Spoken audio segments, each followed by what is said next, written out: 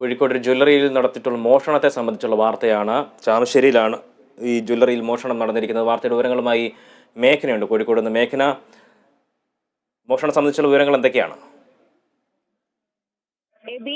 താമരശ്ശേരി കുന്നിക്കൽ പള്ളിക്ക് സമീപം ഡിവൈഎസ്പി ഓഫീസിന് സമീപം പ്രവർത്തിക്കുന്ന റനാ ഗോൾഡ് എന്ന ജ്വല്ലറിയിലാണ് ഇന്ന് പുലർച്ചെ മോഷണം ഉണ്ടായിരിക്കുന്നത്.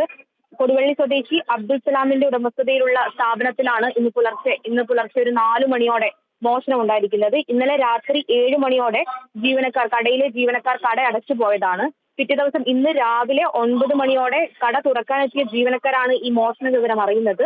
50 പവൻ സ്വർണം നഷ്ടപ്പെട്ടു എന്നാണ് പ്രാഥമിക നിഗമനം. എന്തായാലും പോലീസ് ഇതിൽ അന്വേഷണം ശക്തമാക്കിയിട്ടുണ്ട്. താമരശ്ശേരി ഡിവൈഎസ്പി ഓഫീസിന് സമീപം പ്രവർത്തിക്കുന്ന അത്രയധികം സുരക്ഷയൊക്കെയുള്ള ഒരു ജ്വല്ലറിയിലാണ് ഇപ്പോൾ മോഷണം ഉണ്ടായിരിക്കുന്നത്. 50 പവൻ സ്വർണം നഷ്ടപ്പെട്ടിട്ടുണ്ട്. പോലീസ് അന്വേഷണം ശക്തമാക്കി. താമരശ്ശേരിയിലെ ജ്വല്ലറിയിലാണ് മോഷണം നടന്നിരിക്കുന്നത്. പോലീസിന്റെ അന്വേഷണം തുടരുകയാണ്. 50 പവനോളം സ്വർണ്ണമാണ് നഷ്ടപ്പെട്ടതെന്നാണ് പ്രാഥമികമായി വിലയിരുത്തിയിരിക്കുന്നത്. വിവരങ്ങൾ നൽകിയത് മേഘനയാണ്, കോഴിക്കോട്.